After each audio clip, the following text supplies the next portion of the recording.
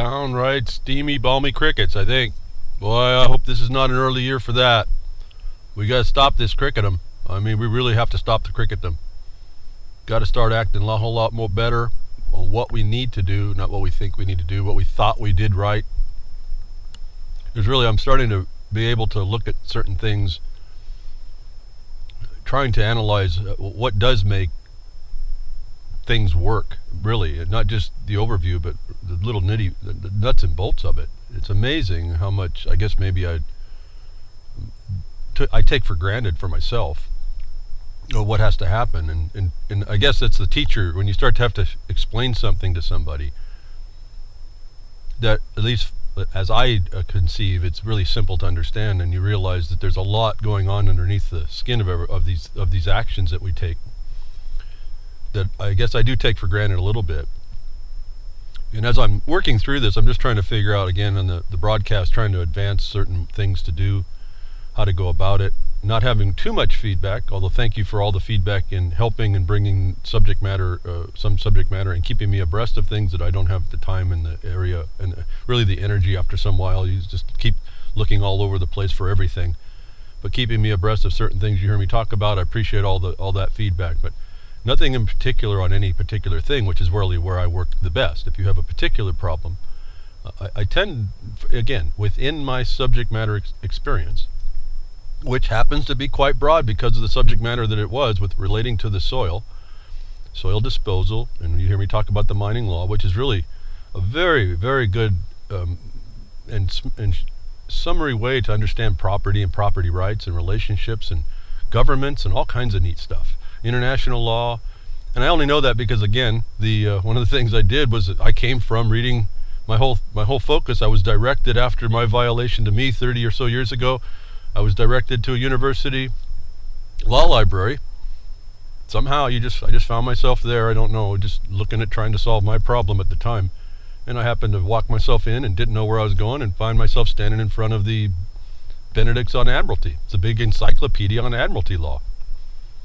And that was really what I needed to see, actually. And I can't remember all I read in there, but I remember it's there, and that's one of the underlying foundations I bring. And I don't get all weirded out about a lot of this stuff, I guess. I just know that it's out there, like Admiralty law. I don't really, like I told you last week, I really don't care. That just means if you find yourself in a jurisdiction that's running Admiralty rules, you better start running the rules. You just better got to know them. Do I like that? Do I like being surprised like that, or not understanding all this? No.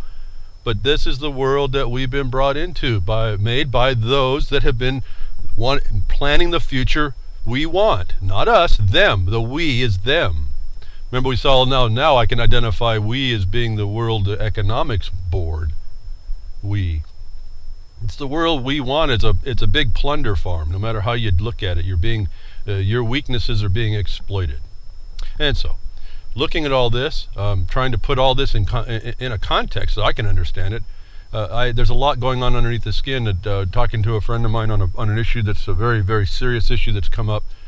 Like we need another one, like we need a hole in our head. But here it is. It's really an opportunity to get at the problems that ail us and we are used and are exploited against us. In trying to explain a response, I realized there was a lot in trying to explain it within each paragraph, what each paragraph has to do and what each paragraph has to say and what the object of the paragraph is and what it's doing in the larger sense. I realized there's quite a bit to learn.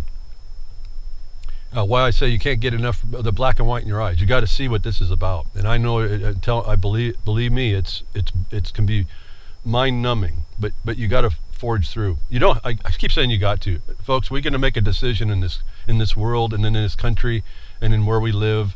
We're going to make a decision, and that's either to stand against the tyranny that you feel or you don't. And when you don't, you succumb to whatever that is. And if you don't see a tyranny that's against you, you'll succumb to it. That's the serious problem I see. One of the things that we've been fighting is a tyranny nobody sees. They think they see it, but they don't really see it. And that's what I wanted to point out today, I guess, really quickly. It's the tyranny that you don't see that's actually what's running this whole thing. And it's just one of the tyrannies. So if you understand this multidimensional nature, you'll start to understand what I've been talking about as well. But for now, I'm going to have to leave the nuts and bolts to where they lay until I can find subject matter focus such as I did on for the minors, the 3809 rules for the BLM. I'm able, because of repeated problems, see, I can pick that up. It's a definite problem with everybody. Everyone gets pretty much the same letter, except for some extenuating issues, which really can be dealt with on a case-by-case basis, like they tell us. But that response on that letter to that thing is pretty much uniform. I can respond to the rule very quickly, and I've done a couple of broadcasts on that. So that I can show you the nuts and bolts to. But that is not really, and I haven't had any feedback about this, because I've asked a couple times. I don't harp about it, but I've asked a couple times if you're interested in this mining law stuff, and particularly, hopefully, something particular to you, and as a listenership, you want to hear about it. Let's maybe I can move a dialogue into that dialogue in particular, or, and I don't have much more time to do this, but it may actually help maybe to do one-off broadcasts on subject matters. No, I'm not really looking forward to that, but if that's what it takes to get the information out that's usable, then I have to consider that. So I'm working in this. I'm trying to figure stuff out here about how to get the information to usable states. Like we were in the chat room last week, and up popped the Bundy thing, and was talking about the indictment. And I was able to have a dialogue with a few people and we were all amongst each other in the RLM chat late that about this indictment, and I was able to point out certain things, and it was interesting to watch people very interested in it to actually put a lot of work and time into working over and thinking about and researching quickly the kinds of things I was pointing out to see. And I think for amongst us, it was pretty well clear what I had told you last week, that the indictment has no elements that build toward perfecting the charge of impeding an officer. And then I said, more importantly, the court that was invoked is incompetent. And that was not an opinion. That's from that lawsuit I keep telling you about. If you go look at it on the internet, you'll see the docket, hopefully. Pay very close attention on the point of incompetence of the court. Pay very close attention to the quo warranto on the docket and the default on the docket, where the judge could not show his authority for his commission as an Article 3 judge, and did not show how the Article 3 court was invoked. And so there's a silence running in the record that you have to pay attention to. That silence is all important. It's the silence of valid lawful authority existing. And so, not to get off on that too much, but we'll get over to it. Something I missed last week, but before I go there, thank you all very much for those that did donate to Grimner. If I got it right, again, I have to listen. I listen wee hours. I got things going on, and so I'm almost half listening a lot of times on lots of stuff going on. I think I do all right picking it up so far. I haven't got chastised for having it completely wrong, but I understand that the Treasury had to be emptied to pay the server fees and the fees that wanted to be bought. So thank you very much for helping Grimner. I would ask you if you could maybe continue to donate. Again, we don't do this too much, but continue to donate whatever you can to let's build the coffers back up again for him. Like I said, I'd like to see him I'd like to entice him to live a little longer, get him away from predicting his own demise like he did in 2015, and gladly he was not the prophet he was thinking he was going to be in 2014. See if we can induce him to be longer lived than he wants to see for himself. Donate again to Grimner. Don't. It's not time to give up. It's still the time of the year. He's emptied the Treasury in order to keep us on air at this point. Those of you that have donate, I appreciate it. Those that can and do and have some more, please go ahead. I don't see a problem with that. You know, you can't with a Treasury of a couple $100. He can't be living that large anyway. And that's what it seems to be. It certainly is behind the woodshed that way. So we're just pressing along despite the odds, and you can help that. Help us press along as you can. That we just continue this ability to have the voice. We do it commercial free. If that's needing to be said, maybe that's missed. I don't know. I know a lot. I can't get on a lot of networks because I won't. Well, I found it's easier for me just to keep talking.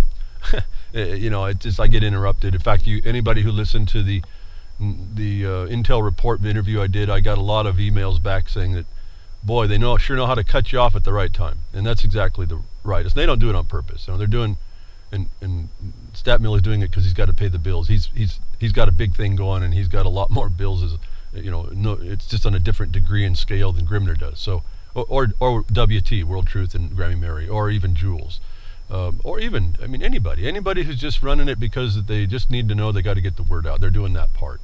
So, thank you again for any donations, anyone you can bring, and we can just continue doing this thing. And again, that you continue that, I'm humbled that you continue to listen, even though the numbers continue to stay low. There just doesn't seem to be this will to continue to listen, to understand and build this information. Like I hear, again, Game On, Ron Stevens over there at UCY, 2 hours before me, he's talking about injunctions. They're not that mysterious. I was throwing in some stuff in the UCY chat room just quickly. I know it's kind of hard, and I'm having some trouble on on that system, that computer. For some reason, I'm having some serious problems all of a sudden for no reason, literally no reason. I've had zero problem up until just a few weeks ago. Can't get into that chat side. So, but I was throwing in that there's injunctions aren't that difficult actually. There's really 4 main elements. You certainly have to fulfill those elements, but they're not that difficult. You don't have to get all lost in what these equity courts are. They're just extraordinary remedies. Essentially, someplace you had to go to the extraordinary remedy because there was no other remedy anywhere else. You just have to identify that there's no one anywhere else, and something's coming against you that has no right to come against you. And then you have to talk to the public. The major one I think that they look at is, are you speaking to the larger public need? And I don't mean government in that regard. I mean the need of it is the government. It's all the need. Those similarly situated, those affected by those similarly situated is usually how I will speak in an injunction, but it's not that difficult. Our whole lawsuit was an injunction. And what we were able to do that, whether or not the criminal recognizes it, is really put, I don't know, I don't even know really the limit, because it's so pervasive in our life. I don't know the limit to that injunction, actually, and we're not a lot of people to be able to bring that to bear and enforce it. In fact, the discussion was made here at the Mining Association meeting, not the district meeting, but the Mining Association meeting, that maybe it's time to start a PR campaign. We need to find some people that can donate time to do that understand what we're talking about, that can bring it out bring our information out in a measured way to further expose the abject and complete corruption that's in the system people think is real, people think is lawful. It doesn't exist, folks. It just does not exist. It's in us, and that's the hard part. It's in us. I don't think people truly appreciate what that means. I'm really still coming to bear with it, and I think, without hopefully sounding too maybe even arrogant, I think we're on the bleeding edge of this. It's an understanding of the importance of when they told us to keep the republic. That was a big deal, and we have fallen so far short. And that's not just for the republic, because you want to keep your independence, you want to keep your way to be left alone. You have to keep it wherever you live. That's not really so easy, actually, when you understand what I'm saying. When you finally get it, if you have, I'm certainly not insulting those of you that understand this, at least my awareness on how I interpret it to re-explain it. When you start seeing what Cain killing Abel means, you realize that there's going to be no utopia here. It's not possible. You will be blamed, even the innocent party will be blamed for things he wasn't responsible to do for the one that was having the responsibility to do it. That's a serious obligation and duty to have to defend against. So there's a bigger, deeper thing going. And anyway, appreciate having the opportunity to speak to you all about it, and I'm humbled by your continued listenership. And we are a rarefied group, I'll tell you, really. Getting back over to analyzing, and not analyzing, but analyzing which I always find fascinating, these words, but discussing this Ammon Bundy indictment and all this we talked about. I left out something very, very, very important, and I don't know why it didn't transfer. Somehow I overlooked a lack of moving the information up to be able to read and tell you about it. I want to get back to a couple things now still on that, and then move on.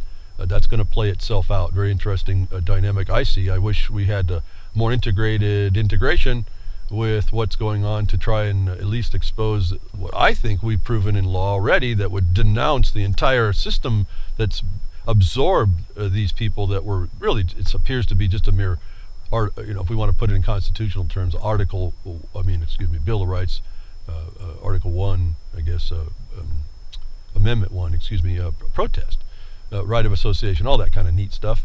They were supposed to not be trounced down, but they're in a court that we already have as minors. We already have experience of being completely tyrannical.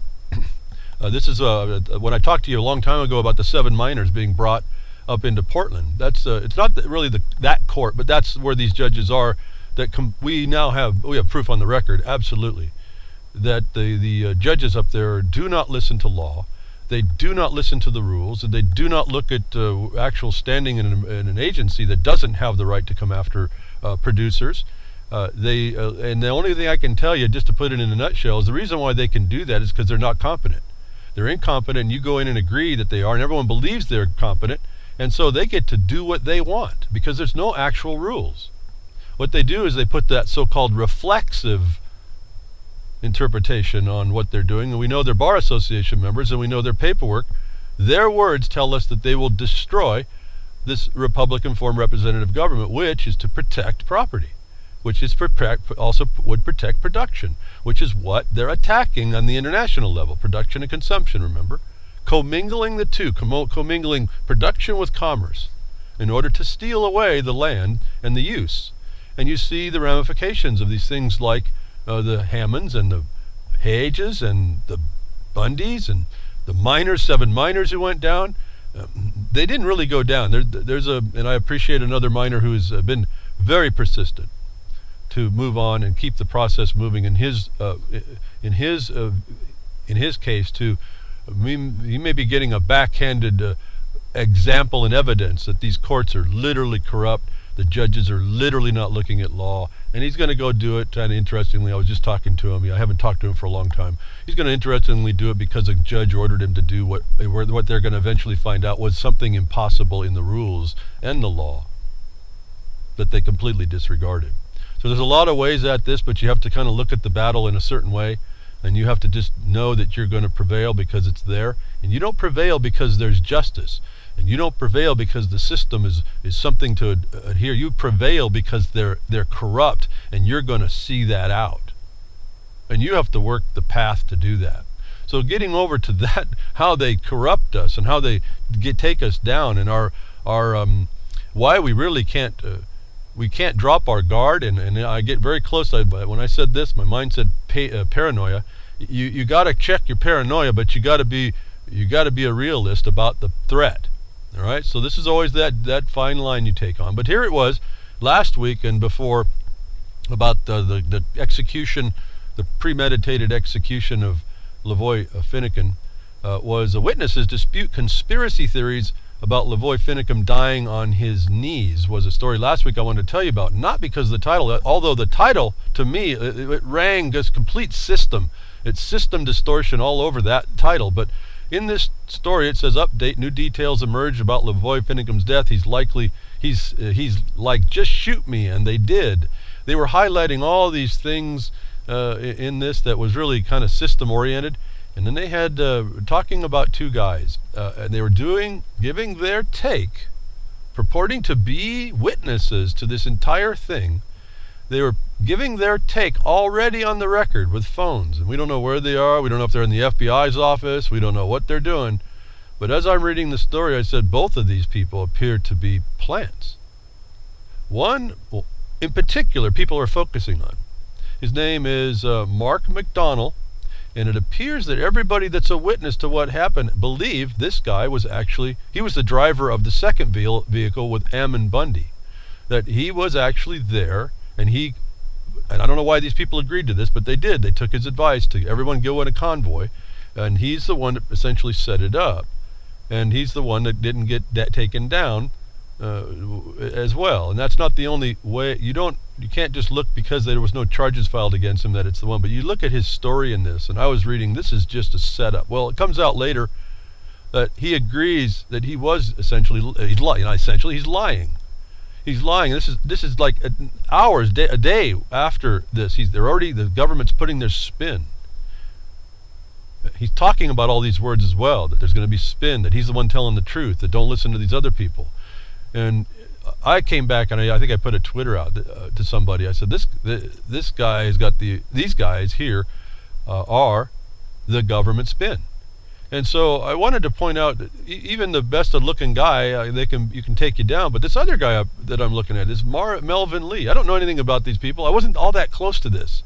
And in some regard, to tell you the truth, that's just a bunch of protesters doing what they're going to do, and the system's handling it the way it is. But because it's so attached to what we do in the property disposal law, and it affects producers, and that's what we do. Now it's kind of developed itself into quite an importance. And I'm looking at it from, is it being done right? Not that it's being done, but is it being done, what they're doing, is it being done right? And I've been a little critical on how it was developed, because I said they didn't have the record to show that what the process is going to come after them is incompetent to stop them. That was really my only objection to this whole thing. They could have done it any way they wanted, but as long as they got that record, I was feeling pretty comfortable at that point, but they didn't do that. Now they got to do it after the fact, but now they got themselves hogtied by these same attorneys that are professing that they're doing everything right, and they're actually not. Again, there's always this caveat that they're going to, as they can get away with, they're going to do it right. And that requires, again, that you keep your own law. That this other guy, Melvin Lee, I found it fascinating. I almost find it still fascinating. And again, I don't get that close. I don't search these people down very much. I just look at the surface right now because we're focused on something else. That he was talking exactly the same lies as the guy they outed as this Mark McDonald as the witnesses are outing as an FBI agent. And no one's identified this guy. He's in the same story. Comes out just hours after, a day or hours after, talking about the same lies. And so there might be a guy here that's kind of sneaking out. The point is that there's an infiltration going on, and that's part of the battlefield. You have to understand that. And so and that's also why I was offering a different path. Again, it was thought to be just an idea. When I was offering was the law. And I told you, I'm just, I can only be as disappointed as I can be, and then I got to kind of keep going. And I can only hope to have people understand what I'm saying, and if I don't have a contact, they have a contact, and they can continue to press what needs to be done. Not by what I say, not because it's my opinion, because there really is law out there that when you put the black and white up, you can expose them. Well, we found there's a corruption in the court, in the judges themselves, in the court system, and so you have to actually out that before you can get to your subject matter and the merits. And so that's the thing I'm talking to. That's not being done correctly. If those people think they're in an Article 1 court, an Article 3 court, they're sadly and desperately incorrect. Not my opinion. This is the law. As I was directing one of the chatters to just go read 28 USC Section 88 to 131. I've already told you all this before, and you'll see it if you know what you're looking for. They've made it very sneaky. There's only 2 Article 3 courts, and none of them are in the District of Oregon. And then we went to one of them in our lawsuit to perfect that there was nothing more to do, and the Article 3 court that was supposed to be in Washington didn't answer. Oops, I just gave you one of the answers, so that's a lead for y'all if you've been studying. And so we transferred on appeal. We were able to transfer on an order that was written by an incompetent judge back there. The wrong court answered our petition, and then the Article 3 court that is there, that's not in an original capacity, spoke up. So we found where the Article 3 court is, but you can't get there from here. But we didn't need to, because the court came back and said there's nothing before this court that has to be decided in your case. And think about that, because we were sitting on a default judgment, and the Article 3 court with nationwide jurisdiction is not in Portland. It was back there in Washington. And it said there's nothing before this court that we have to decide.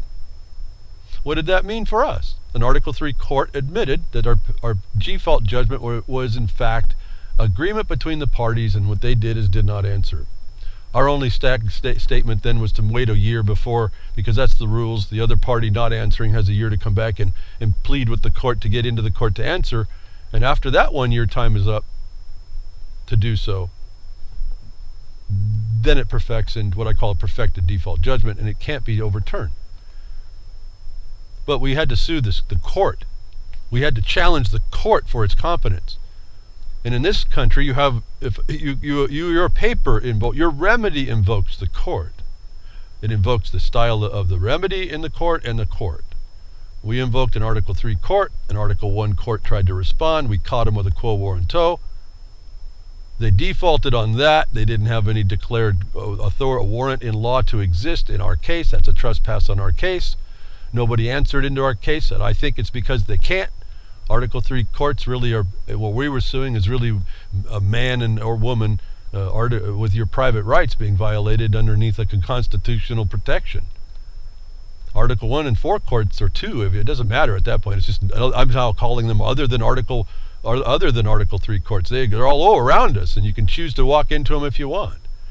So somebody in the Article 1 or 4 court, what they call it is the District and Bankruptcy Court.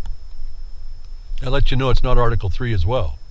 So we were offering some information early on that they thought was just ideas. I hope you can hear that I don't have just ideas to offer. I really don't have an opinion. I'm working on my studies and my research with other people, and we're advancing what we can to go against this stuff that everybody just assumes is correct, even and Bundy. There's a lot going on that's under the skin of this. Everybody, I see the so-called alternative media and these people coming out to talk about what they think they know, and they're all that I can listen to right now. They're not just missing the point. I now believe, as we find these two guys that say they were the witness to everything and found out they were lying, these people that come in to tell you they think they know about all these courts are hiding the real foundation of the corruption. Again, they'll focus you on one thing.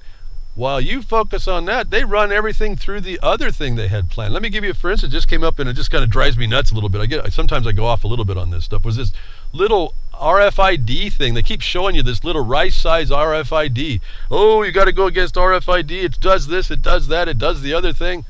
And we all, we know we're RFID, and then everyone's got a cell phone in their pocket, which is really the big power. It's the power transmitter, isn't it? You won't want to take a rice grain, but you'll in your hand, but you'll stick a phone in your ass. Arse. Excuse me for saying a 3-letter word on the broadcast that was a little bit crude.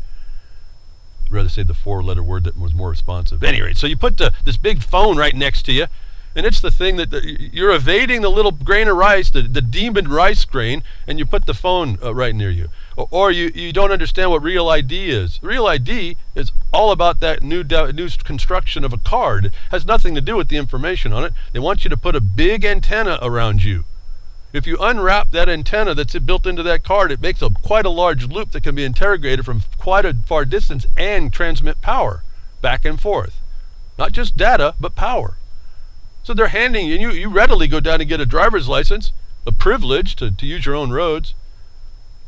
So they get you focused on one thing to avoid, and while they handed you you grab the other thing. Oh, we'll take that, but we won't take this. We're all focused on this is the danger.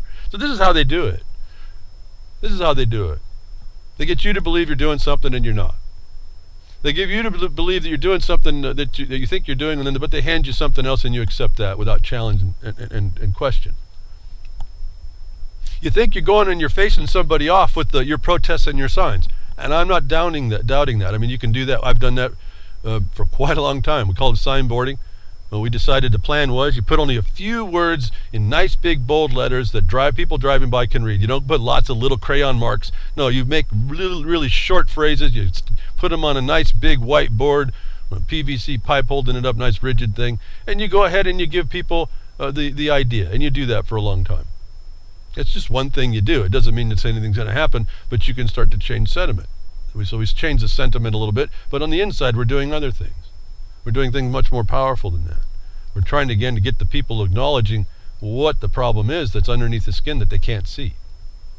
And so there's all these things to do. So with this Ammon thing and this Harney County, and we outed this Judge Grasty, Judge Nasty, completely tied into sustainability. Harney County Judge, Pacific Patriot Network clash outside courtroom. There they got their signs and they put their petition out and all this kind of stuff, and he sent it back. He got their petition to do what they were wanted to ask.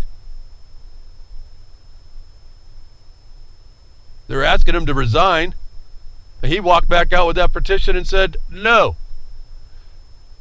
There it was, beginning and end, over. And so the story comes up I wanted to tell you about what I thought was much more important for them to do.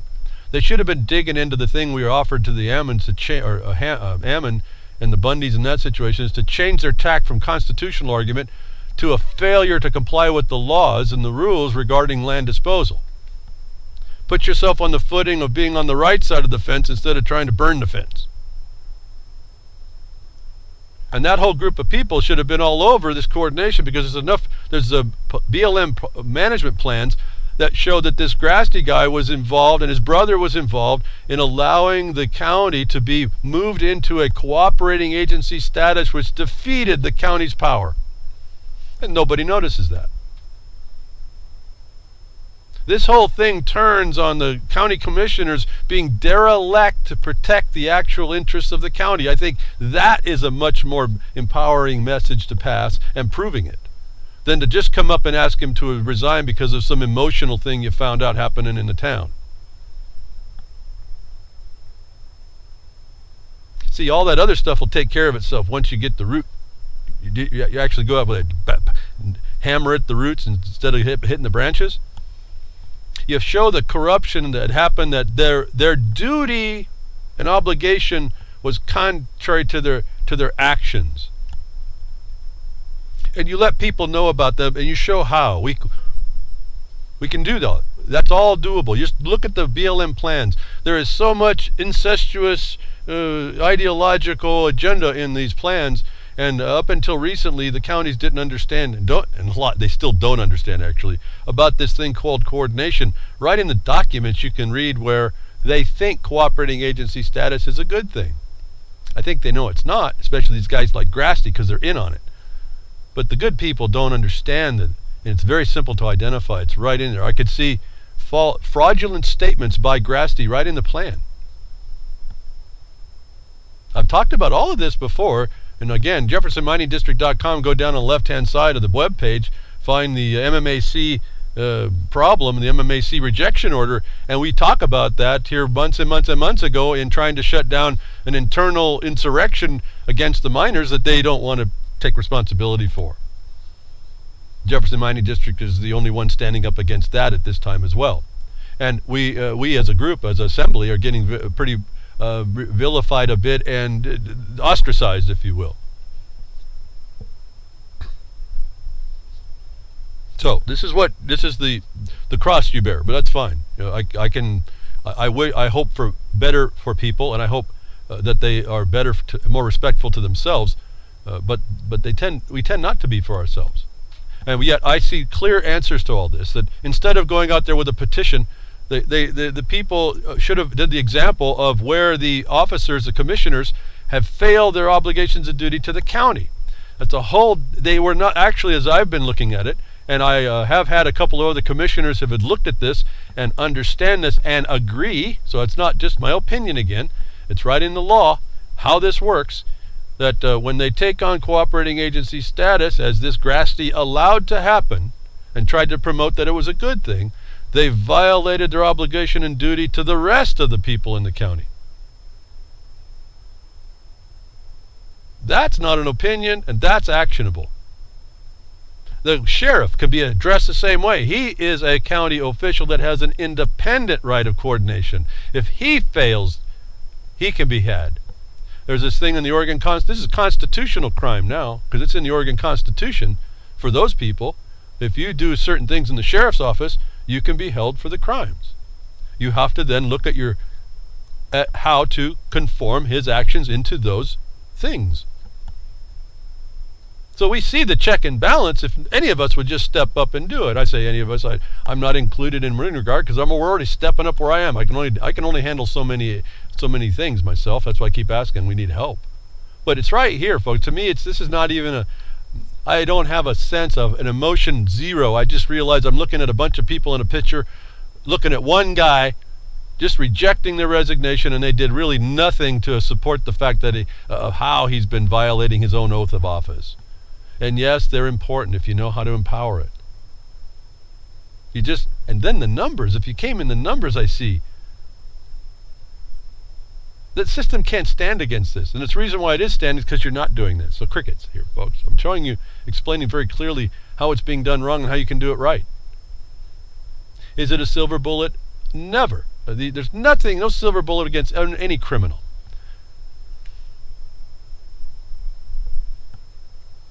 So, We have to be vigilant and persistent, don't we? That just means that we have to always look out for crime because that's our nature. Does that mean any one of us is a criminal? No, but we can't guarantee there's not going to be some invasion of criminals because they just want what you got. They want it their way. An interesting link you'll get is a rational case in defense of Bundy and the Oregon occupation Sheriff David Clark. He's a very outspoken sheriff. Kind of hard to disagree with the man. Again, I'm really not anti-government when I can see how the government's supposed to. I'm anti-wrong functioning government, and we're finding a lot of ways on how that is real, and they're all what they call core. You know, to talk about these words core and vision and embracing the new age light and all this other stuff. Yeah, they got the words, folks. They're almost co-opting the entire language. But I've found out that as long as you stay in land disposal law, they can't co-opt that without becoming the felon immediately. So there's a place for us. There's a narrow path, if I can say that again. We just got to find it. And then we got to walk that path and don't stop walking. And we're almost untouchable there. You can't solve the LaVoy Finnicum problem. Not immediately, but we will. If you want to move against it, we will eventually. But this gentleman says pretty straight up things. Sheriff David Clark. There is no working things out with this federal government. I'm through waiting for the next election. I don't want it to come to armed conflict against the federal government, and that county sheriff didn't stick up for the Hammonds in this situation against this overbearing, overreaching federal government. It's a travesty. Somebody has to do something. Well, he's in the same place. I'm sure he can't walk over to Oregon. He has to say somebody does have to do something. It's the people, folks. Somebody has to do something. I'm offering whoever can do it help in how to expose how the federal government was overreaching. What I said Ammon needed to do beginning. He needed to show how they were violating the law, how they've overreached, how they've actually failed their obligations and duties, law imposed as mandate, not question, not interpretable. You do that. That's why I say setting up that record before you act. I can't see it yet has not failed to make a difference once people see. And you speak in very short things. You don't do it, and you don't invent titles like these constitutional superior court judges that came in. What another diversion, folks. You don't need any of that. But this is what comes to shed all kinds of mischief on the matter. These constitutional attorneys that are speaking, folks, they're still bar members. They will tell you enough to get you in, and then they'll club you to death like a little baby seal about what you didn't know about it. All these constitutional attorneys talking. There's one insight I have in this land disposal that outs every one of them, that falls short on every one of them, that says that Article 1, Section 8, Clause 17 is the power of the government, the state government. It's not. It's not. And that outs every one of these people. I told you, I talked with Ken Ivory, same guy, same type of thing. He says, we lawyers don't know about this land disposal law. Folks, you couldn't understand how, maybe you can kind of guess, how shocked and overjoyed that he admitted that. It's not funny. I mean, there's no joy in this. You're looking at a corrupt, organized criminal syndicate admitting they don't know about the fundamental law of the land, and they're willing to come and steal it from you by lying to you. And you, not to judge you, because I was there too, at least on that for sure for a long time, you don't know the difference, and you're not smart enough to figure it out. You might be intelligent enough, but you failed to engage that part of you. You let smart come in and overwhelm your life like those iPhones. Somebody has to do something about that. Yeah, you're right, it is. And I can show you how to show. Anybody can do this, folks. It's not that difficult. You just got to get kind of oriented to what you need to do. How it's overbearing, overreaching, it's criminal, folks. He says over and overreaching. Those are nice words. It's criminal what they're doing. We've got it laid out. This whole process that cooperating agency status is a felony against the people of the county. The process of consensus is a felony. At least one. There's two actually that happens. I told you this over and over. I don't know how many, maybe people don't appreciate how easy this is to attach, and maybe how this broken record, it keeps hitting that same spot because it's there, folks. That rift, that glitch in the matrix is there to expose and tear down whatever is ailing us. Well, in this regard, not whatever. I don't know about whatever. That's a big word. But this idea that these people infiltrating the system, we all kind of understand that. We kind of know it's going to happen. I actually believe that the Pete Santilli video, well, there's a video of Pete Santilli of them at the refuge showing him apparently, and most all the people there identifying with Pete Santilli, a picture on his laptop of a FBI agent that he's looking at with a sign in their hand supporting. He was kind of infiltrated in there. He had like 5 or 6 people with him. He identifies this guy as being an FBI agent. Everybody apparently believes that's the guy on the picture. I don't know. I'm looking at a monitor. Everybody believes this is an FBI agent. So they had a group of people infiltrated already into the refuge. Now all these guys are charged with impeding an officer. There's evidence that they didn't impede that officer. What they asked him, what Pete Santilli asked this guy is, if you're an FBI agent, then all I want you to do is take this constitutional pamphlet, this book of Constitution, this little bitty book, pocket book. That's all. That's evidence that there was no intention to impede that officer there. And so we have evidence, if the lawyers really wanted to bring it forward, if they didn't want to make there's an underlying fraud going on to this, they're trying to hide that by moving this other stuff. There's a way to shut all this down, I believe, very quickly. I really wish there was someone that knew how to write a good, not a hyperbolic one, but a good habeas corpus right now. The first thing you would do is challenge the competency of that jurisdiction, that they didn't have a right to do what they're doing. But I'm not going to write it out for. I'm not going to do the facts. I mean, I've been talking about it. There's one that would bring it right out. That would start to get the ball rolling and exposing what needs to happen. It's said that anybody can file one on behalf of anyone else believed to be restrained of liberty unlawfully. So we have another thing we could try. And I think they were asking, and I don't know about Pete Santilli.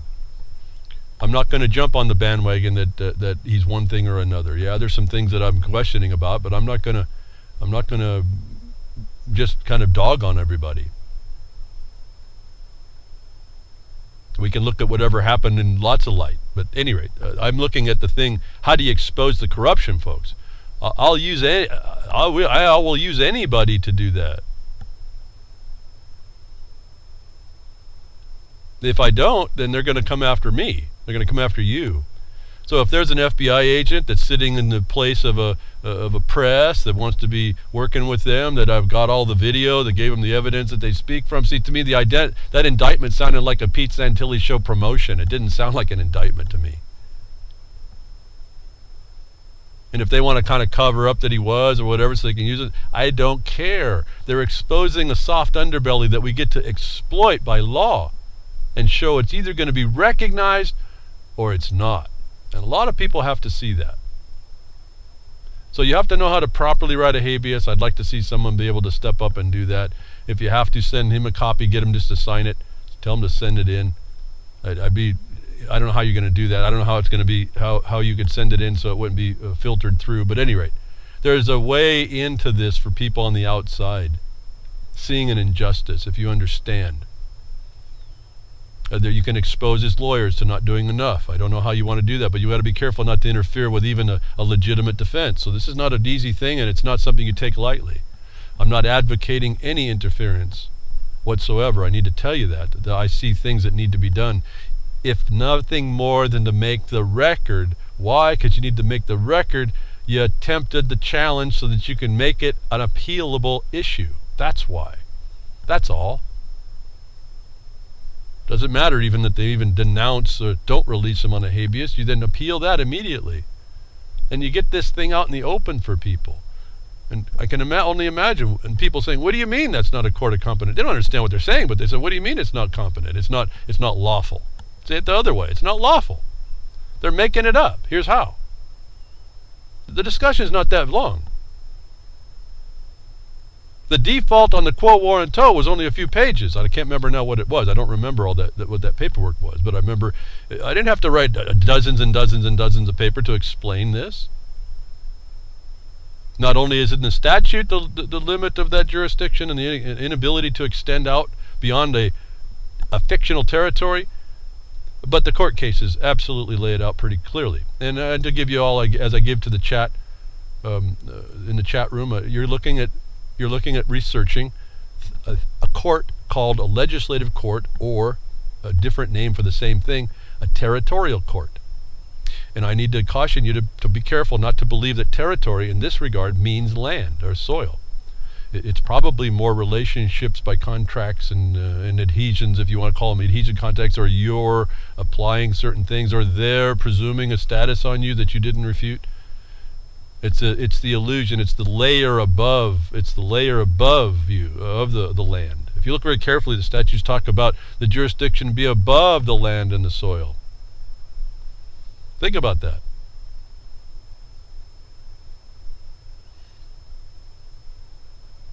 They're almost telling you that they can't touch the land, the soil. This is the fiction that's been created, the veneer that's been created above us. If you look very carefully, you start to identify this. You're not in that territory, so-called. You're not in their possessions, the federal foreign possession.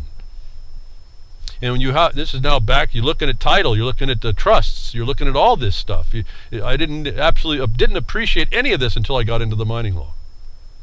And the one miner I referenced before, I explained to him what you're dealing with as a trust, and he happened to have experience in trusts. That lit his fire. Who'd have thunk it? But there it was. So I don't know where this information can work. It's amazing what we might have as our skill set that actually works. And so here's the idea that you'll be infiltrated. If you thought about it, or we just think about it, or maybe it wasn't FBI, and it can't be possible. They wouldn't dare come down and get themselves inside. Well, no. Leak reveals Denver police use undercover shadow teams to target protest leaders. Again, I don't really feel any compulsion to read the story. That essentially tells us all, but within the story, it delineates all these things. One thing I'll just point out, the term that they gave this. Like I thought, it wouldn't surprise, as I said in the association meeting, it wouldn't surprise me to find out that the operation they used to assassinate, to execute LaVoy Finnicum was called Jackrabbit Run, the way they laid that out. Well, they have a name for this group called Unicorn Riot. I thought that was just funnier than heck. Unicorn Riot. I'll just let that to your mind. I really wish I was a better comedian. My mind is just kind of cracking up here. So, they do it, folks. They set it up, they plan, they know to do this. We would know they should know to do this, but they do it. Now it's out. You know that you're going to be infiltrated. In fact, beyond the parent, don't get into the parent. You have to understand there's a reality. Within the Jefferson Mining District, we have to be, this is a serious, I guess I'll get into some serious stuff, but I won't go talk too much about it. But you realize what the security of a nation is, a government is, when you realize you can be subverted from the inside. And it doesn't take much to do it. When I put on my Jefferson Mining District government hat as an assemblyman in the government of the Jefferson Mining District, and what do we have here? Security becomes a very prominent thing to regard. And notwithstanding that we got subverted apparently from the inside, and they tried to take us down once and it didn't work. So this is very important to be cognizant of who you're playing with. So you have to be a realist on this, and you have to walk the fence of paranoia. You don't want to just think everybody's a nut, but you got to make sure that you're dealing with people that can be trustable. This is it. Your currency is trust. Your money is trust here. This is the money of the world, is your trust and the and the fiduciary in that. All these trust relations. See, trust is trust is trust. It's a very highly valued thing. Trusts aren't just corporate and legal entities. So when you start to develop these concepts, you start to see, like I've said, legalisms are just the fractal of our own interaction of men and women amongst themselves, essentially. That's where they come from. And at that point, you can't really deny that in you when you extend out what an idea for a legalism is in whatever state you want to call it, by any name. But ever philosophy you want to put into the world and deny it's a state or deny it's not, say it's a society and it's not anything else. I mean, it's just nonsense. It is what it is. It's going to do what it's going to do. And you just got to understand that. And so, you can be infiltrated. We got the proof. It's in a report called Unicorn Riot. Targeting leaders. You have to absolutely understand that was happening at the refuge. So it's not, again, tying it back over to the unstated problem of the informants we heard just come out hours later, one of which has now been targeted. The other one I'm noticing is sneaking away. I just wanted to call that out.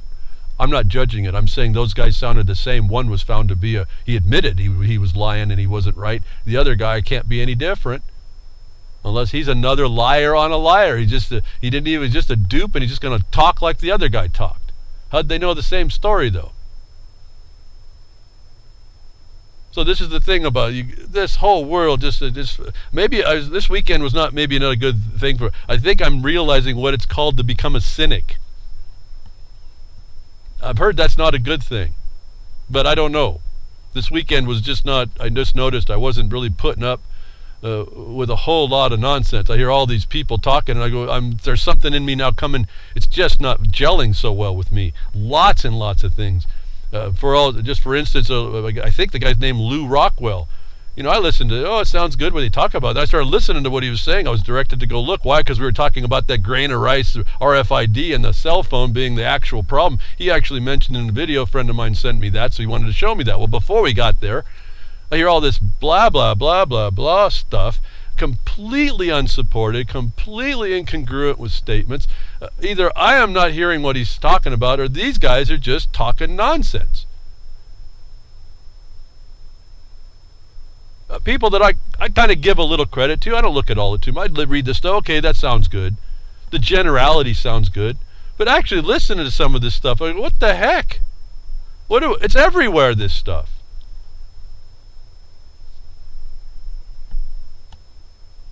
What are we going to do about that? That's up to us. See, I'm telling you, this is really up to us. The lies that are told, the propaganda that goes on, we know it's all there. We're going to have to stop really talking about that it's there and actually define what that means, and then take action against any wrong we find that it means. Because, propaganda as a word is neutral. So we just have to understand that. And that's why again, you start talking, I start noticing in the chat room, for me it's very difficult to communicate in the chat room sometime. It's very hard to figure out what's being said. And we don't type so well. I don't spell. I know how to spell a whole lot more better. I know how to spell a whole lot more better than you see me maybe typing in the chat room for sure. I do have a better vocabulary and I do have a better spelling acumen, but boy, it just doesn't translate. I got these dyslexic fingers or something. So it's hard to really get a nice dialogue that's really meaningful. I actually appreciated the dialogue we had in the RLM chat last Sunday, because we were actually able to keep it kind of tight and on point, and that was pretty neat. Well, maybe for me, because I was keeping up with it. I don't type so fast either. There's people put 15 different entries in before I kind of get one. But so we were able to kind of move. I was able to move a conversation along that I thought was important for people to understand. Like I tell you, understand this indictment, understand how to read it. They bring up certain things, you have to ask, is that relevant or not? Everything brought up in the chat was that the indictment was irrelevant to the charge of impeding an officer. The biggest element of which, the failure of one fact alone, kind of negates the whole thing. They never identified an officer in the place telling them that he had a job to do and being forced out. You won't find that in the indictment. Notwithstanding the fact that it's in an incompetent court, it's not in a court not competent to hear the matter, unless they agree into it by arrangement. But these lies are killing us, and the lies on people are killing us. Remember, don't bear false witness, we're told. See, there are very, very big truths, and even the documents that I hear so many people wanting to denounce, like the Bible. I don't agree with completely all of it. I'm not one of those guys that will take it whole hog, but there's things in there that you can't, anybody who have argument with it, because it talks about other things that don't make sense, really is missing it. Woe unto ye lawyers, for you hid the key of knowledge, and those that entered ye hindered. What was that? Luke 11:52. If you don't understand the truth of that, and this is 2,000 years old, we're told, the statement. I don't care if it was done in the 1500s, folks. If you don't know the truth of that statement, or you throw the baby out with the bathwater on that, you're going to miss it today. Because that's the scourge, the tool they've been using to plunder us forever. They hid the key of knowledge. Those that entered in, which means those that found the key when they got in, you hindered, is your court system.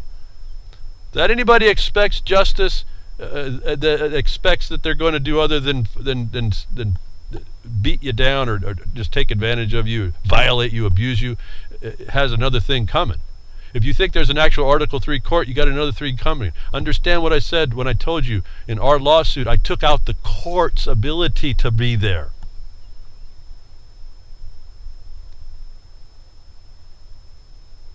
I hope I'm pausing, folks. You have to get this. There was no actual court that could answer to respond to because of the system's the way it's constructed. You use that against them. So we get these lies and we get these tales and we get this propaganda, and every once in a while we start to see the truth start to come out, and little tidbits of knowledge here and there. And I'm going to move now international, because I think this is so important. The ongoing stories that I cover here are the events that we can see things. Compared to Washington's regional allies, Assad looks positively angelic. Syrian political scientist Bassam Abu Abdullah argues that it is the height of cynicism for Western leaders and the media to call Syrian President Bashar Assad a dictator, suggesting that they should take a good look at their allies in the neighborhood before making such accusations. Absolutely. So just right there alone, don't need to talk more. We have the demonization of things that creates division. And wow, do we have that in this guy and in Muslims and all that, in Islam and all that stuff. America was in my upbringing, my interpretation, the way it reflected from or looked to me, the United States wasn't necessarily this melting pot that they call it, that they want it to be, like diversity, monoculture. It ended up being a place of a lot of different cultures being able to live underneath a different cover that allowed us to live amongst each other, despite our differences. That's being destroyed by things like the UN and these Western leaders. And remember, the leader is what holds the hook that has the bait that the grouper, the fish, the school of fish come out of to bite on, and out of the water, out of your natural environment, you get yanked by the leader, and then a big club come across your head out of the boat to somebody. Yeah, that's the leader here. We got to understand our place in their perception so that we can remove ourselves and we can start not allowing that guy to be in the boat pulling the fishing. That Western height of cynicism, I'm looking at this, maybe I'm not a cynic. I can't be a cynic because I'm not displacing a wrong view on somebody else with my view. So if that's what cynicism means, actually in application, then I guess I can't be a cynic. I just sure felt like one this weekend. As I'm watching lots of people pretend to know stuff, lots of people believe it, getting lots of action on listeners and then seeing it. The more important problem for me is I see people repeat this nonsense. There's not really a critical thought. Everyone talks about critical thinking, but they really don't. This is the thing I'm concerned about when I'm looking at things. It's like that algorithm. You may know the whole program working backwards from a thing. You may think you're at the first step and then not know that you're not. And that next step can invert the whole problem on you. And I've had that experience happen to me quite a number of times. That's why I know about it. You think you have something figured out, and yet, let's say like in a court decision, there's another court precedent that you haven't quite got to. The way that was decided inverted your whole world. And you have to then, you have to go reanalyze. Your position would be completely wrong. It doesn't mean you can't defeat the position. It means that you're coming at it wrong and you can't defeat it because you're in the wrong premise, and they'll catch you on that.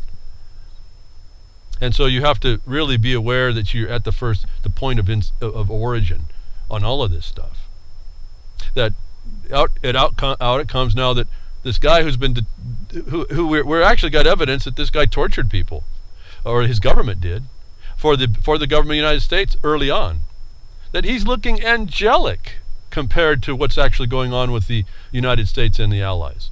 What we now see are just buffoons in office, running whatever agenda they want to run, uninhibited.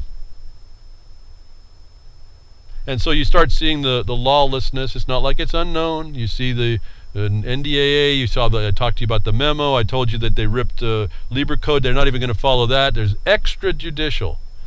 They're not. I told you we had to destroy we destroyed the ability of the court to come in and talk. Well, the government knows about this, so they destroyed the court as well. They went extrajudicial. I've told you that means you do no longer live in a Republican form representative government, and it is an absolute abject tyranny. You have no remedy in the court, even if it was corrupt. You don't even have that.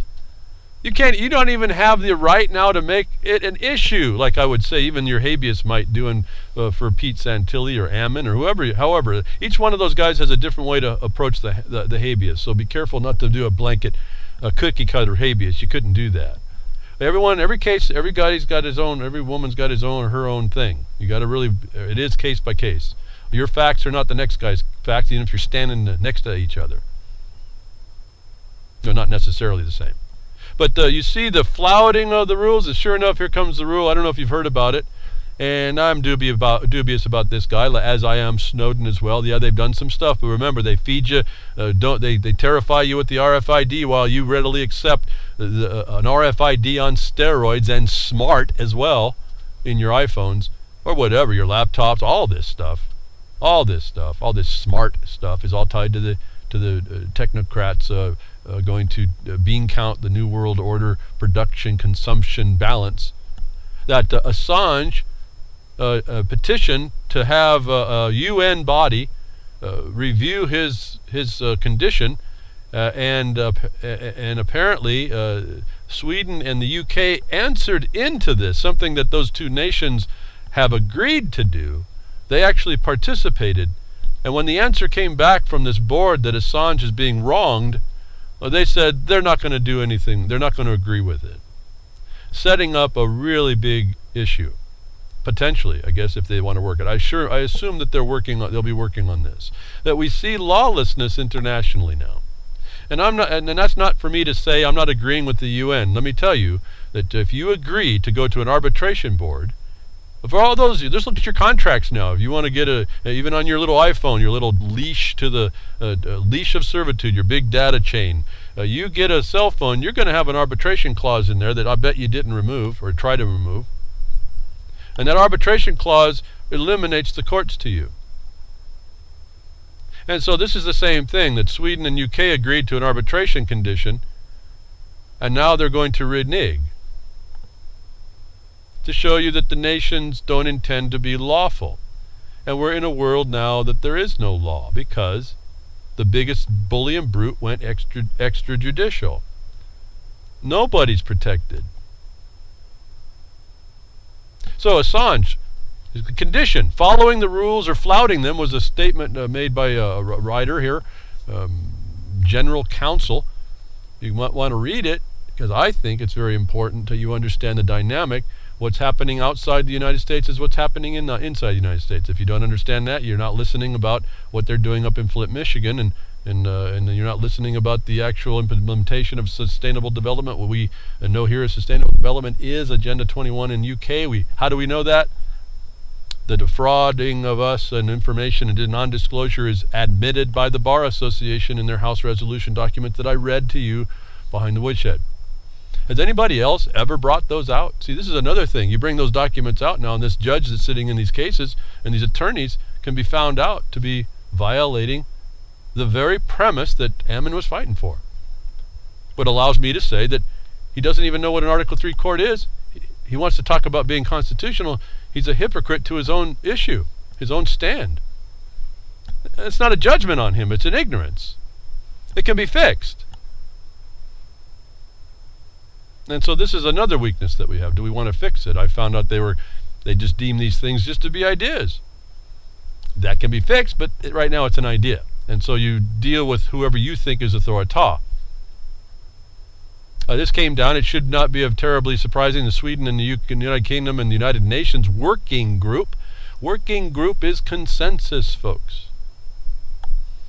They're telling you the whole thing's on governance. And the governments, the nations of the world have agreed to this capitulation of their sovereignty. I'm just telling you by the words, folks. I don't need to really see any more much, but I'm going to read a little bit here. Working Group on Arbitrary Detention found that the various forms of confinement suffered by WikiLeaks founder Julian Assange violated his human rights. It's important to understand here in this context. The Working Group has many times warned that it is unlawful to force someone to choose between liberty and a fundamental right, such as asylum, which Assange now enjoys only so long as he stays inside the walls of Ecuadorian embassy. Now, let me go on one more thing. What is the news in this, however, are the deplorable rhetorical parries from the UK and Sweden's governments, who both stated not just disagreement, but that the Working Group, this is all capitals, capital W and capital G. This is a thing. There's a particular thing you got to go find out about now. A Working Group opinion would have absolutely no effect on their actions. This is not what one expects from democratic governments who usually support the UN mechanisms and international law. Well, they don't, folks. See, this is what you have to understand. This is a general council that's saying that this is not what one expects. My question would, what would you expect when you found out it wasn't a democratic government that supports the mechanisms and international law? That's, to me, the question. But this Working Group is a consensus-based condition that the government's agreed to that they're now going to throw off. Now, are they right to throw it off? Well, I don't know, but under human rights, that's not even sufficient. Remember, this is telling you that the political governance agrees that he is there wrongly and suffers wrongly and arbitrarily. But that same guidance is adjustable by them. That's what human rights is. It's subject to the needs of the state. And if anybody hasn't read that, you have to go down about 2/3 and 3/4 of the way through the Human Rights Declaration to find it.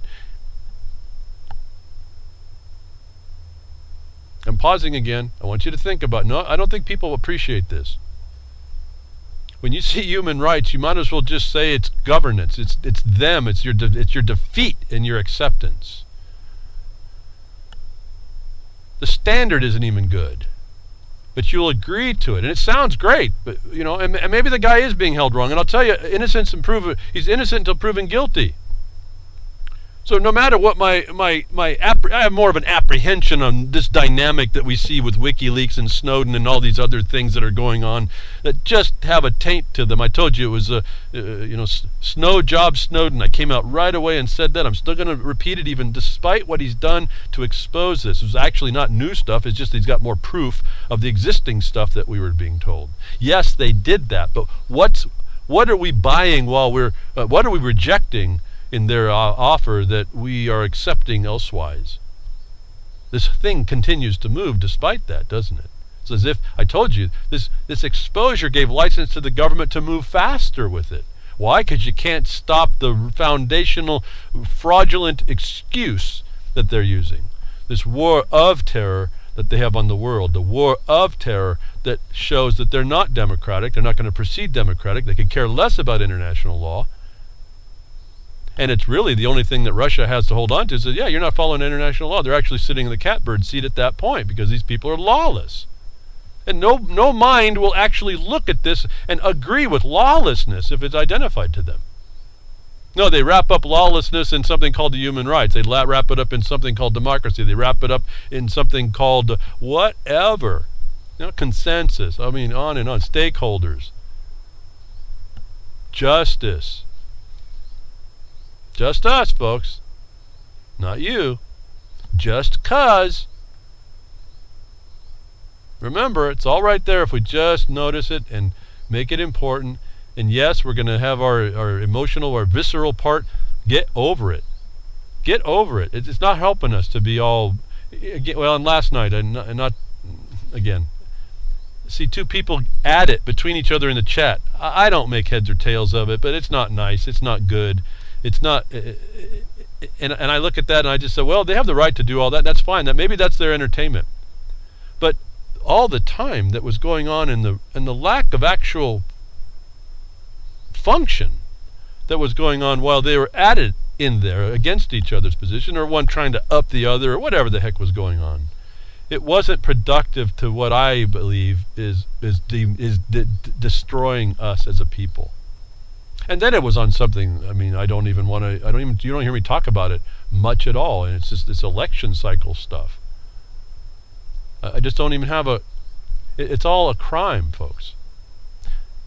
When you understand about the Electoral College, you don't have to go on and on about it. In fact, Clint Richardson did an excellent objective analysis of this. If you get over to Reality Blogger on his blog, somewhere back in the back, he did this thing, and I think he did it in North Carolina, showed absolutely how this is not working very well.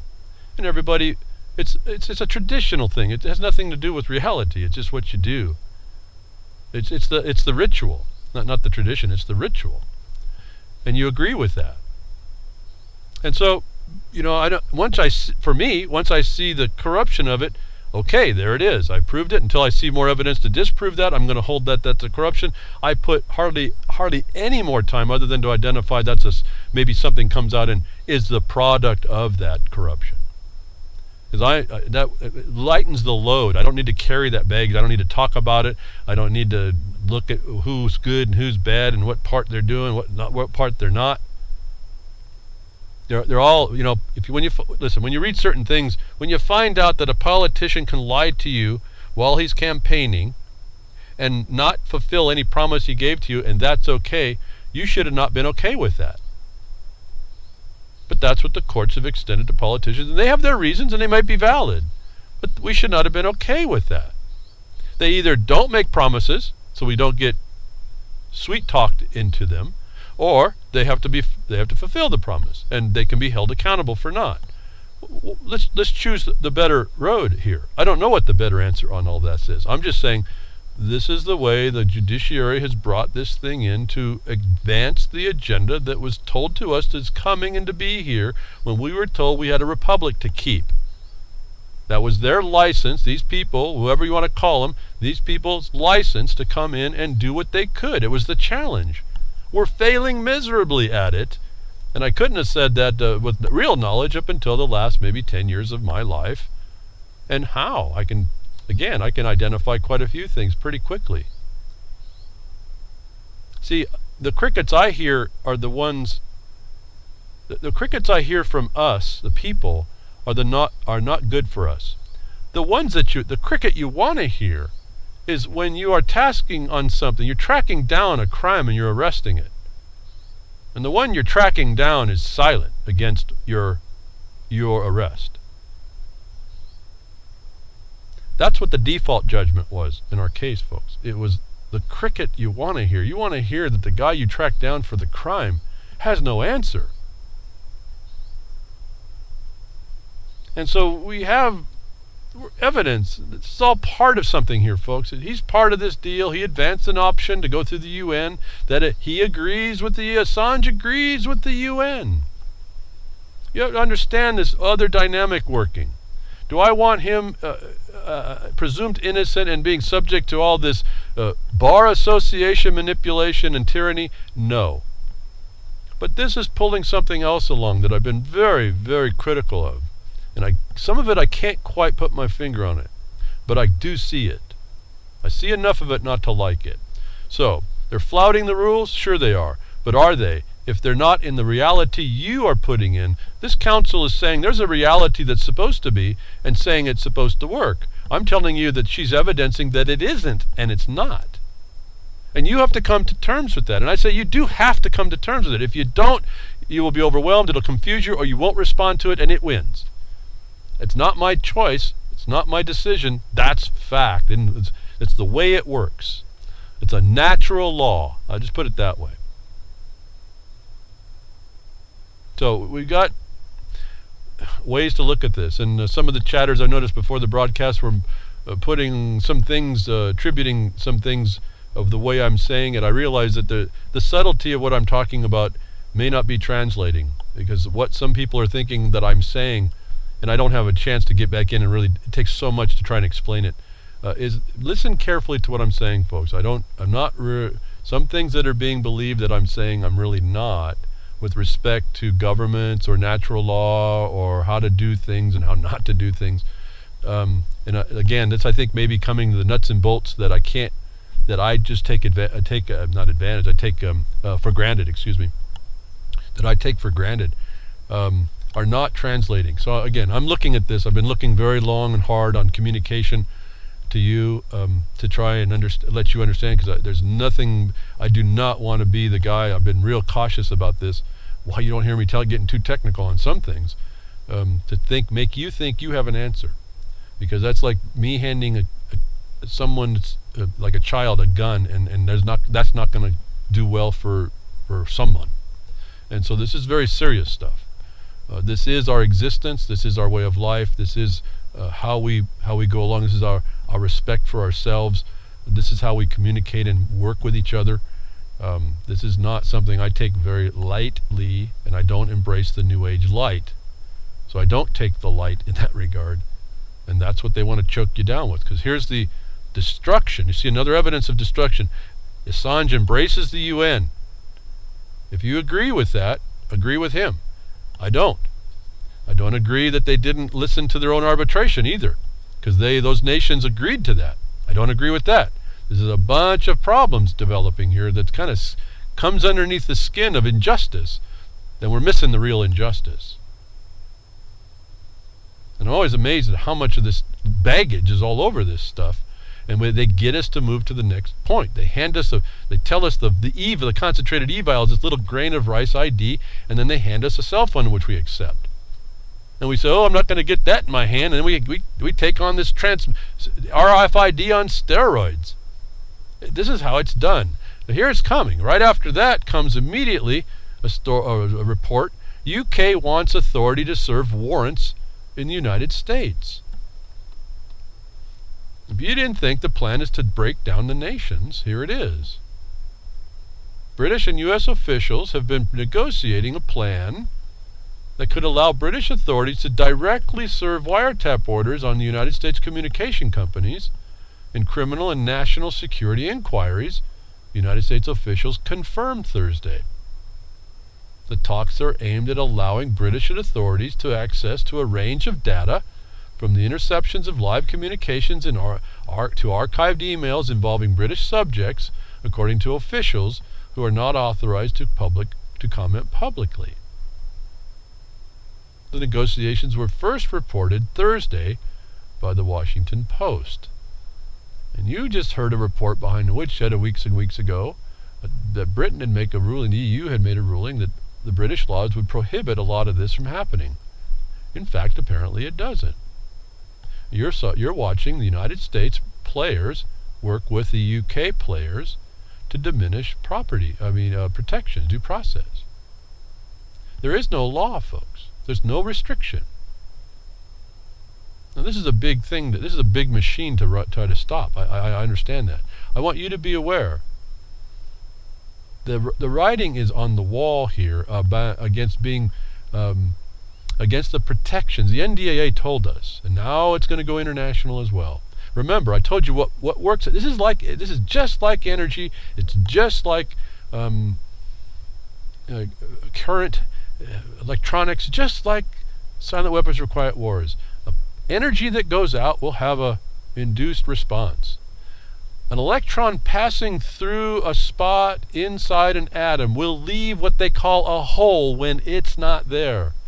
You can actually use the absence of the electron, the hole, which travels backwards in the circuit, to actually do things. Whatever goes out can come back. I've been telling you this is the mirror, if you will. I can do it a different way. This is the mirror. What you see over there, I said, is going to happen here, folks, United States. Whatever happens in the Middle East, in the atrocities that are going on, happens here. But it's a distortion that happens here. It's still destruction. It's still, well, I'll just say destruction. There's not much more to say. It's just destruction. You're just going to see it as an aberration, different. What happens is physically, it just looks a little different, but it's still destruction. So here it is. It's right here. I've been telling you about this coming, and I say that I'm not I don't know why I'm even making the excuse about this. I think you understand. I'm not a prophet that way, folks. This is not. I have no special insight other than it's in the black and white. Anybody with eyes to see can see this stuff.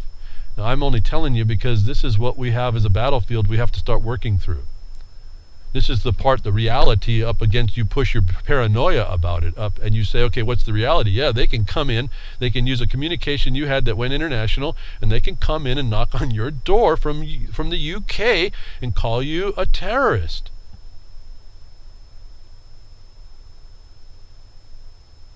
And then, the next news I find, there is a secret black site, in quotes, in New York now, where terrorism suspects are tortured for years at a time.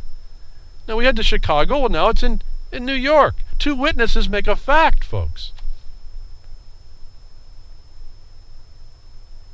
So now UK can come in and just make up stuff, and you're going to be moved into one of these so-called black sites and tortured. You think Guantanamo, folks? I told you it's a reflection of what's already going on. That's a reality. Here's the proof. I'm not going to read it. Just understand. There's a secret black site in New York where terrorism suspects are tortured for years at a time. Take it as a lead. Go when you get the Blogcaster, get the link. Go read about it. Go perfect it for yourself. Find out. Understand this is what we're under. This is available to them. This is why I proceed very cautiously on what we do, making the record always that we're doing it out of a sense. You want to talk about embracing the law, even the corrupted one. We embrace that code. We throw ourselves underneath the obligation and duty so that we can use it to protect us from a retaliatory charge. What am I saying? I've said it before. I mention it quick. Title 18, Section USC, Section 4. If you see a crime and you don't tell somebody, you're a felon. I talked about this with our chairman of the Jefferson Mining District when we did the show cause against Secretary of Interior, and the response from the government wasn't to go after the show cause and make sure that they could show cause they weren't committing felonies and treason, actually.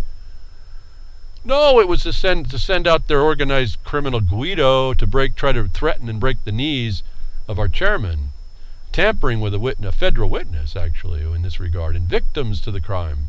That was their answer. And they wanted to say that they didn't care about all the rest of us that were looking out, that he did it on our behalf. They may be now, who knows, we may all find ourselves on the terror watch list now, flight risk. A flight risk to where? Any rate, no, they come back to try and intimidate and harass us and said, hey, you're intimidating the government. And he pulled out the 18 U.S.C. 4. No, I'm not. I'm obligated to tell you. And guess what? 18 U.S.C. 3 says if you don't go somewhere with this and do something about it, you're the felon accessory after the fact. Folks, I've told you have to have a word in your mouth. That's part of it. Is that a silver bullet shield? Absolutely not. But it's a lot more better than standing there stuttering. It's a lot more better than thinking that you have intimidated the government because some guy in a black suit and black glasses is telling you something because they're looking like the men in black. haul you off to some alien spaceport, and then you find out it's really a black site. Why racism popped in my mind about that, and a racist statement, I don't know, but maybe you might want to look into that too. Why is that a black site?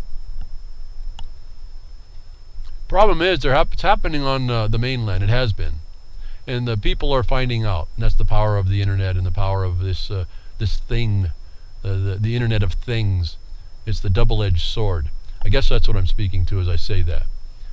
You got to push yourself right up to the point of paranoia, keeping in the reality. It's the double-edged sword.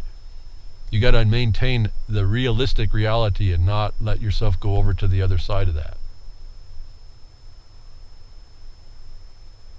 So these frauds and deceptions are us. There's no law. The government officials are agreeing to it. They're going to give powers and things to people in other nations to do things underneath that fraud on the war of terror.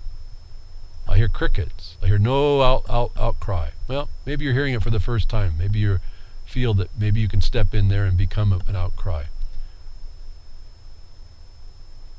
Do so with protection. It's international interference now with our nation. It's international interference, more importantly, with our way of life. Remember, I thought there was a separation from the Crown and the United States, but there wasn't, was there? I told you about that. I've explained all of this. I've explained the Treaty of Peace. I've explained the commercial compacts after. I've explained the servitude the Constitution of the United States is to those agreements and debt servitudes, showing that the United States was created as a debtor, not a master.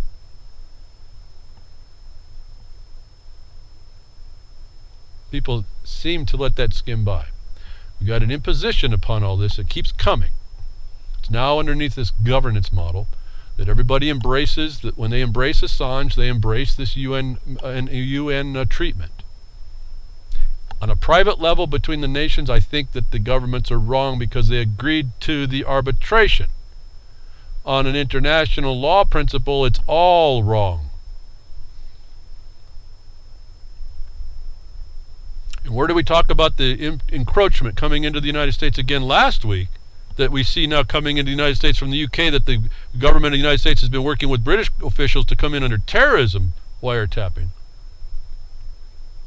But last week with the Flint, Michigan issue, and I told you, this smells and looks and reads just like it's got an international imposition. The next week I told you it was, here it is, the proof it's regionalism. And I also told you the first week, I said I wouldn't be surprised to find a private right to water that was being developed around all this and the privatization of that water. So they poison your water as a city dweller, and then you go begging for the good water that you used to have, which actually came from Detroit. It's, surprisingly, you see a government that can actually do it well, and they could do it for half price when push came to shove, which is a different type and style of crime, isn't it? But after we find it now, it's coming after bottling Michigan's clean water. Nestle's comes under fire for ties with the Snyder administration. Public-private partnerships moving the UN agenda right into the United States. The Detroitification of America. I predicted this. Everyone could say it, could see it happening. The demise of this nation through the 2008 problem that was fabricated and created to destroy us. Nobody goes to jail. Why? Because it's the plan. A couple scapegoats got hit, probably because they didn't grease enough palms or other things quite right. So here it is, though. Next week, Nestle's, which bottles 200 gallons of Michigan water per minute, 200 gallons of Michigan water per minute, has ties to Snyder administration, has become a target for activists who don't want the corporation to profit from Flint water crisis. So it's all there, folks. I mean, I just don't know what to say. It's writing's on the wall. Weeks ago, you could see there's something not right. Like I've been telling you, I think I see enough here to put my finger on. I think I just said it. This thing with Snowden and Assange and Greenwald and whoever that guy, that billionaire from whoever it was that made that new intercept, all that stuff. It ends up embracing the UN. Fascinating how they do that to us. And they tell you stuff. They get you to agree with it, and then they drop this kind of stuff on you, and you're helpless to this. You just don't get it. I'm not judging that. I'm just saying we just don't get it. Right here, privatization. It was what I talked about when they said regionalism. They said they want to privatize it. Here it is. You see, the players are there already. The players are there. It's been going on. I guess that's the other thing. It's been going on. And I know if you had people that knew about this, they'd be looking for it. It's not like it's hard to find. It's there. It's in the notices. It's in the notices that they have to give people. And we have to respond to all of that. And there's enough of us to do. I guess that's my other thing. There's a lot of us. If we would just come to terms with that. This is not really that hard a thing to defeat. As I was responding in the chat with Ron Stiffens and Game On, the equitable remedy of injunction. It's an extraordinary remedy. You have to plead why you had to go there, why you needed extraordinary help by the court. If the government's coming against somebody, and you don't have a remedy against that, that's what that tool is for. So you show the extraordinary remedy that you have no other remedy, and it's coming against a farmer whose pertinent right is to make milk and to enter into contracts, and the government oppression and harassment is coming without proper cause, that's something an equity court would step in to stop. You are speaking to the conscience of the judge, actually, at that point, because equity is the conscience of the court, which is the judge. So you have to plead your case in persuasion. But what you do is you bring the property rights. You can stop the government from encroaching. Now, you're up against the corruption. Maybe not everybody's a criminal that's a judge. That's a hopeful. That's what they call forum shopping. You find the judge that maybe, without stating, he's not going to tell you he likes you. You find the forum that might be more conducive to the raw milk condition, the right to the property, the right to make it. I really don't care whether Canada has property rights or as a tenancy or not. You have a right to be a farmer, which allows you to make the product of the land that you are given right to do by law. In other words, you want an injunction against the harassment to produce natural substances from the land from which you had right to do so. Is the way you use this stuff to go against government itself. The federal government will say you don't have a right to sue them. You have to find the statute that allows you to do, for those of you that want to try the federal side.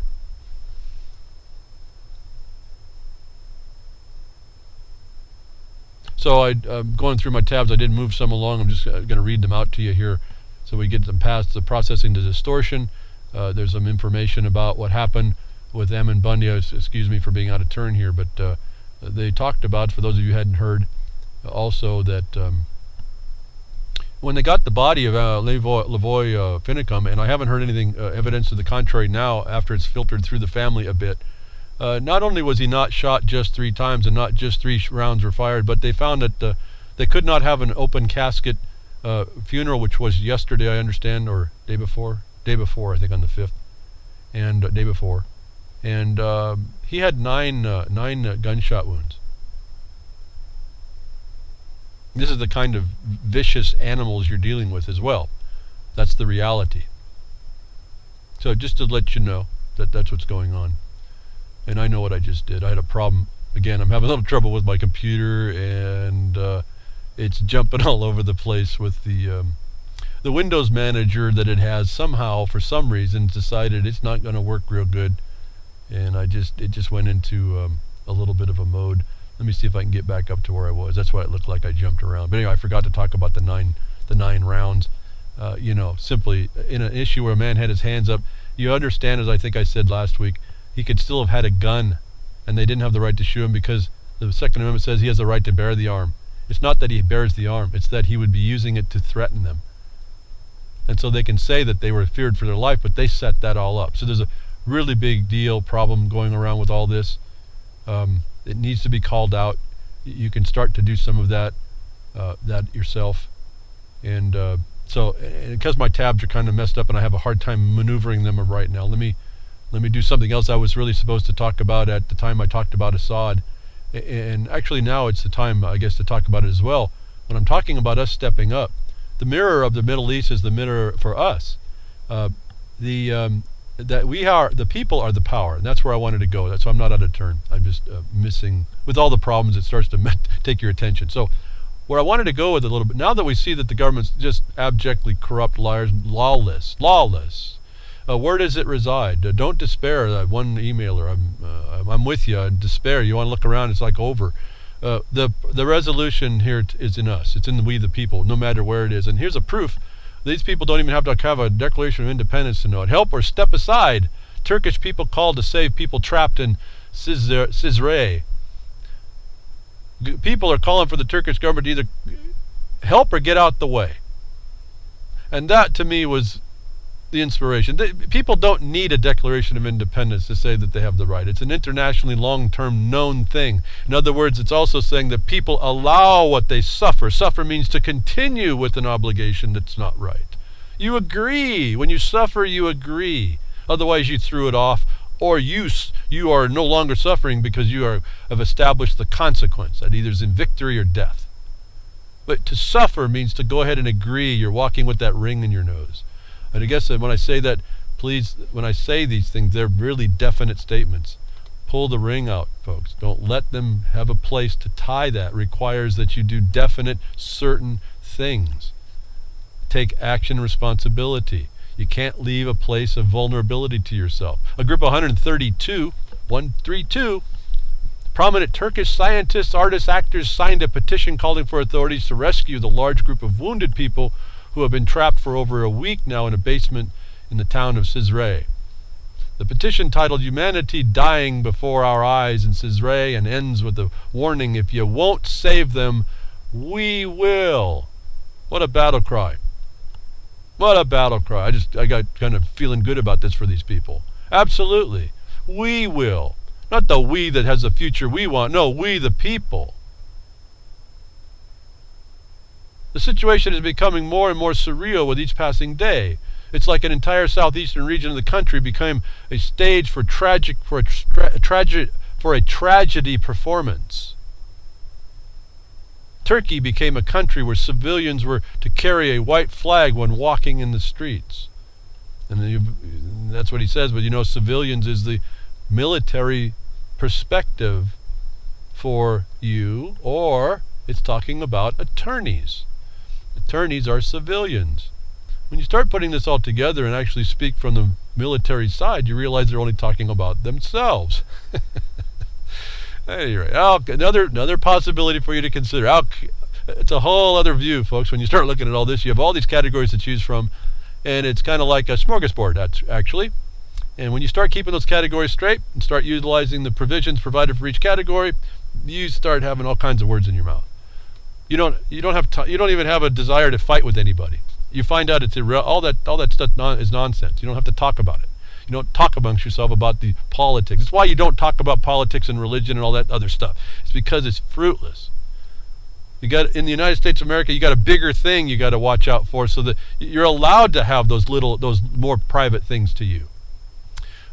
Statement goes on, and a man with a conscience cannot remain indifferent when he sees how injured people are being denied the most basic medical attention, and in doing so sentencing them to a painful death.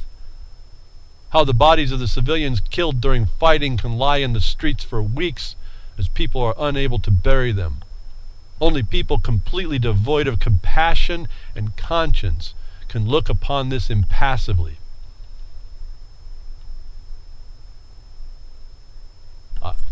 I don't know what else to say to that, folks.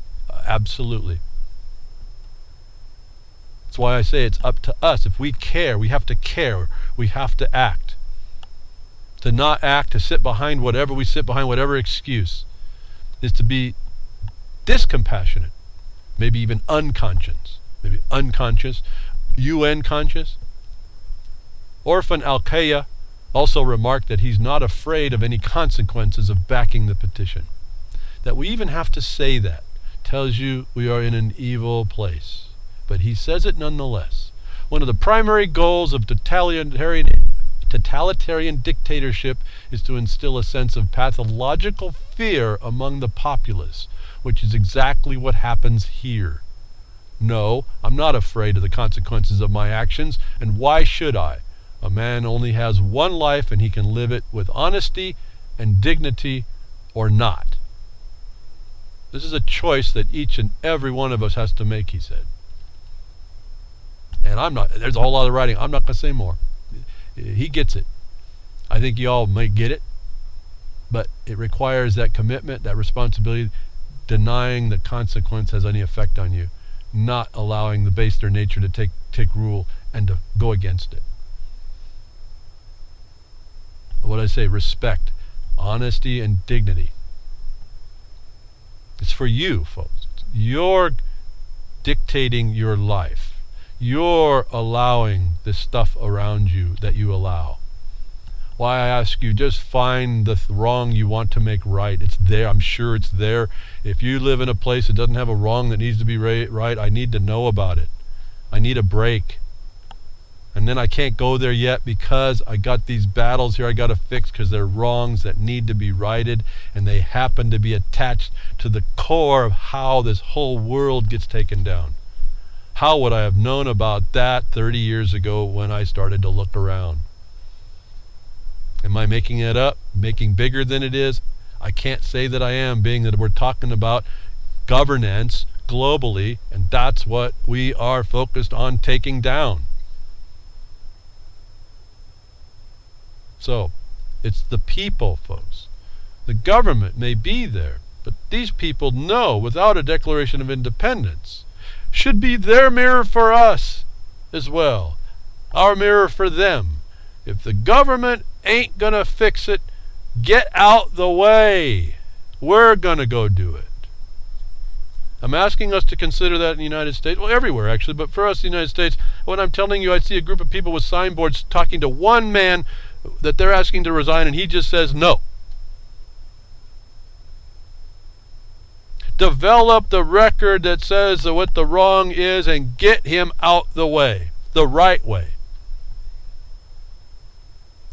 You're an impediment. You're causing people to die. Here's the reason. Here's the point. Here's what you did wrong. Here's your dereliction of duty. Here's the remedy for that we found in the law. We're not going to go outside what we need to do. Why? Because we have lots and lots of tools in the law that we have never looked at before that have been right there the whole time. You want to talk about your common law?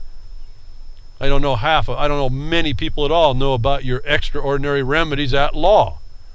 Like your quo warranto, your habeas, your mandamus, on and on. They've so-called outlaws, a lot of these at the federal level. Then you go look at the notes and they say, well, they're not really outlawed. Now you see the deceiver working. And when you know that, you smile because, okay, here's a whole bunch of tools I get to use that someone else may not know about, in particular the lawyers. Why? Because they're just part of the program. Anyway, so another way to look at this whole thing. In a way, I know maybe not such an inspirational voice, but to me that's, if you understand it, you're just talking about common law when you're not exercising it, or learning to exercise, then exercise is what you have to do. And get it under your belt. You're just a talker, you're just a pretender. Declarations of law. That's one I've been wanting to go toward that. Consider that as an option to build a record in law. And don't drop a whole lot of stuff on a court. Do it just like they do it to us, like we found in the legislation. Send in little pieces of law you want to be established that you keep record of over time. Send in make a declaration. Have the court make a declaration on your rights or your property or whatever you want to do. Little bits and pieces. Don't tell them what the end object is. Have an end object. What do all those little pieces then end up proving? You bring all those judgments in law as the final decision on the big question that you want to have resolved in law, that the government wants to make a question of, that you want resolved. They never saw it coming. You bring all your law declarations that you need, maybe 3, maybe 5, I don't know, whatever it takes to make the elements of the proof of the bigger point. And you come in with the final one. You say all these declarations in law are applied to this case, proving this declaration. Court, make this determination in law. That's the one thing I haven't even been able to get to that I think it's a great tool. That's a common law thing. I'm talking remedies here, not opinions from judges. We are not exercising our own condition. We, the people, are not stepping up. I'm saying that, I guess, with the mind. The Second Amendment and the arms are just irrelevant to us today, to what we can do and have available yet.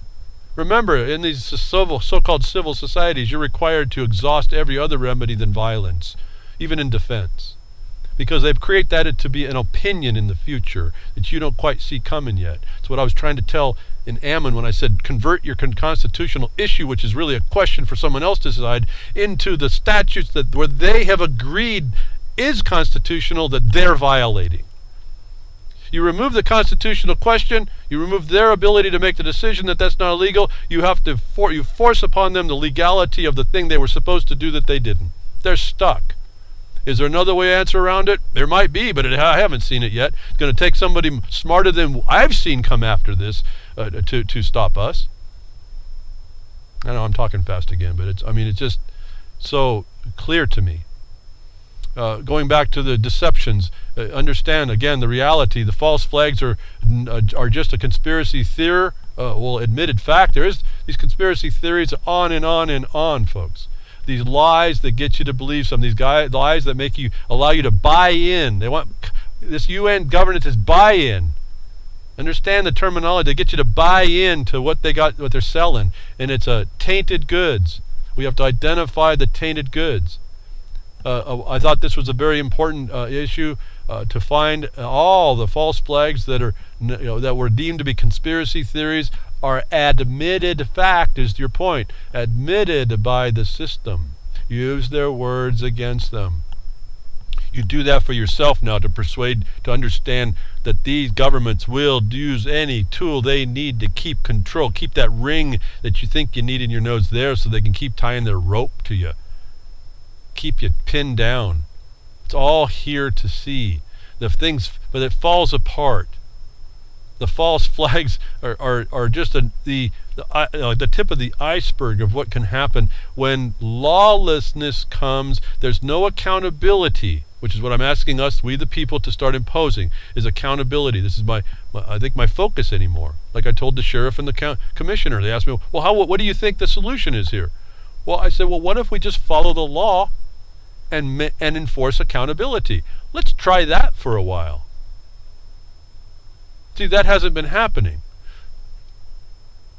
When there's no accountability, you get tyrants. The cream of psychopathy rises to the top. You get psychopaths sitting in seats of decision. And then you see the evidence of it.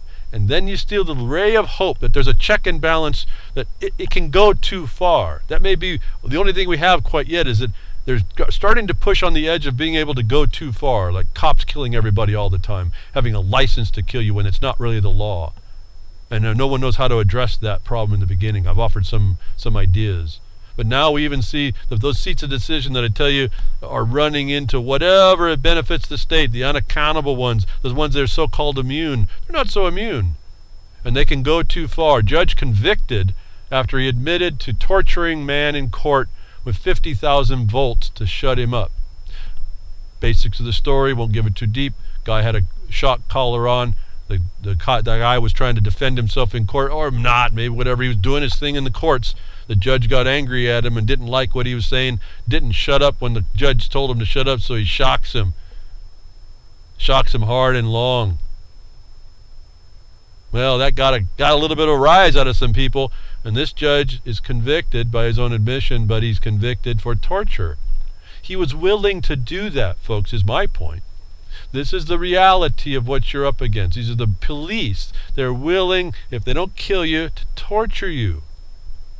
You can't expect to not be treated this way. So I have to say, this is not fear tactics I'm trying to tell you with, not to scare you. I'm telling you, this is what happens. Be ready for it. If you prepare the mind, you're more willing, able, and capable of dealing with it, whether it's to you or someone near you, or even not. Like those people that are going to go because the government not get out the way, they're going to go. They don't know those people in that town. They're going to go anyway. It's their people, their type, their culture. is being destroyed by something like the government that says it supposedly sits there to do the omnipresent, omnipotent power to do all this, and it's doing nothing. It becomes the vessel of the corruption everybody knows it is, and we'll talk about it and kind of let run. At some point they reach beyond reality, beyond what's even acceptable. How much integrity do you want destroyed in you by these people? Well, you read the story on this one, you'll see that a judge can be gotten when they step out of line.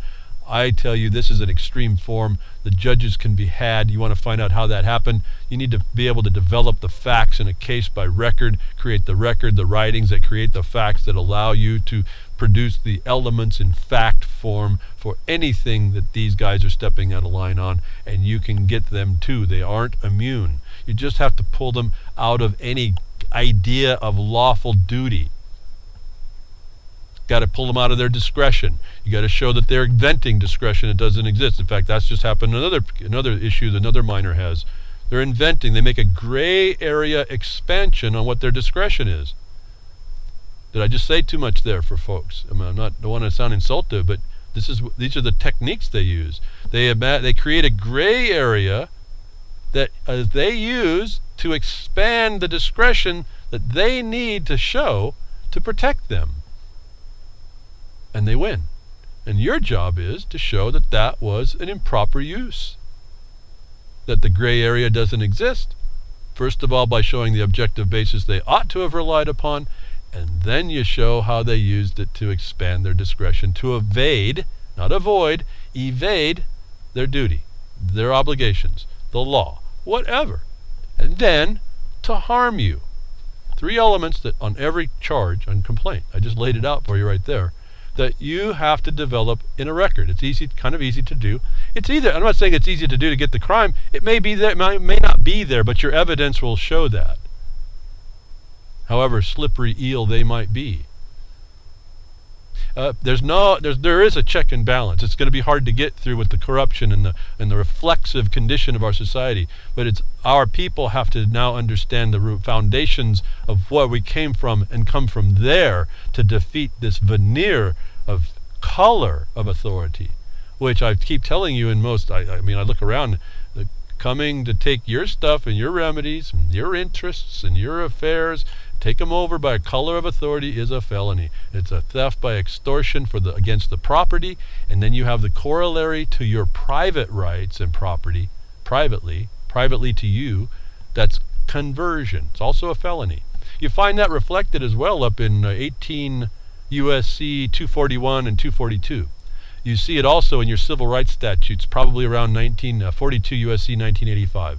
If I'm wrong, fix the numbers, go find it. Title 42, 1980. There's a whole bunch of statutes in there. It could be 83, 84, 85, 86. I think it's 85 you're looking for. They're called civil rights there. Don't get choked up by that. We avoid those, but I mean, just look and see that the terminology is really consistent with theft by extortion. Even though I've told you your civil rights is that they have the right to extort against you, and the extortion is that wrongful imposition of the extortion is okay, you have to figure that one out.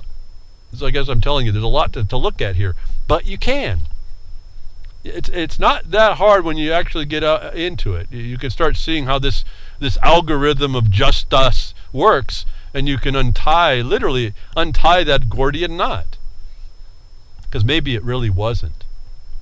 In the Illuminati.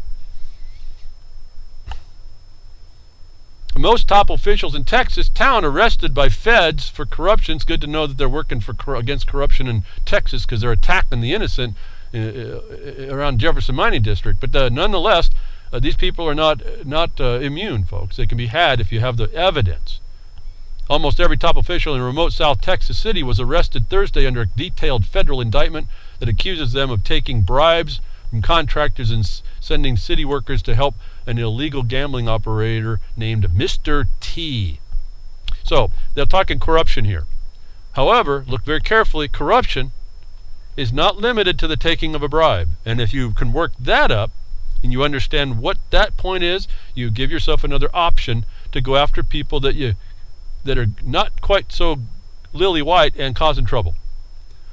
The point is, you put a case together with these elements of accountability, and you make yourself you make yourself the responsible party, and you I wouldn't say disregard the consequence that it might happen, or the consequences. Protect against those, understand them, but be willing to pay the consequence of the criminal attacking you for outing the criminal. Do so in a way that's metered and planned. One of the ways you might try to get it on the record, and I do this in just about everything, when I see the official turning bad, is to put a retaliation clause or paragraph in announcing that the potential for retaliation appears probable. You find a reference on how that could happen, even if it's some other example somewhere else, and you tell them, don't retaliate because I am attempting to bring accountability. What that does is nothing on its face, except for that you then put them on notice that you knew that they know they're not supposed to, that it was possible, and then when it happens, whether you're alive or not, someone else may pick up that ball and say, here, they told you this was going to happen. They told you that you were going to do this. This is just more pressure.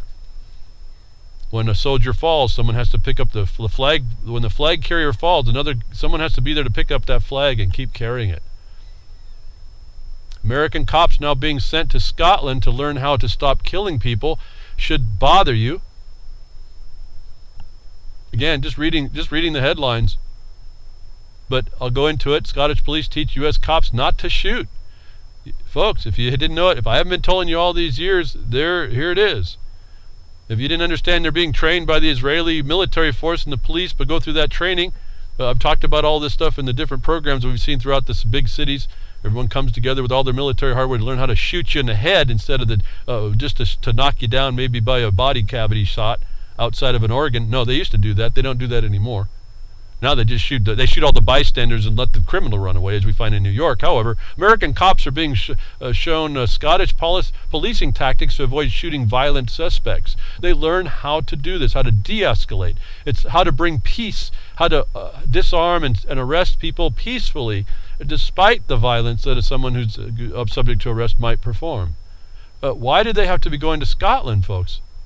You don't think the walls are breaking down of this country. We've lost our way. We've lost our way. If you see that, you should be going down to, I was telling you about doing the policing policy. Go to your state board and say your certification's faulty. You have to send everybody to Scotland, or hire one of them and bring them over to us, because you're not training them enough not to kill us. Look what you did to LaVoy Finnicum. Look what you did to Oscar Grant. Look what you did to Lee Cole. Must I go on and on? And now it starts to get angry. This is where I come from. People being shot because police stopped them. I'm telling you, credit card thin reality for me that I'm even here, folks. That slim a difference in my situation, and I don't know why I'm here. It was because of these cops back 30 years ago needed to be going to Scotland, and they admit it today.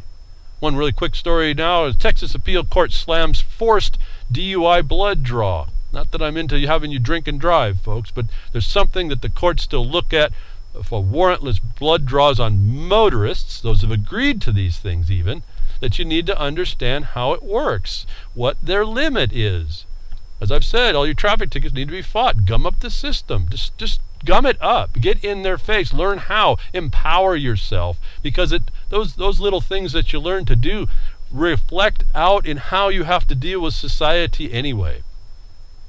But they're on the important things where the system is taking you down, using it to farm you of all your value and wealth and your peace underneath the color of being peaceful, keeping the peace. It's a big fraud.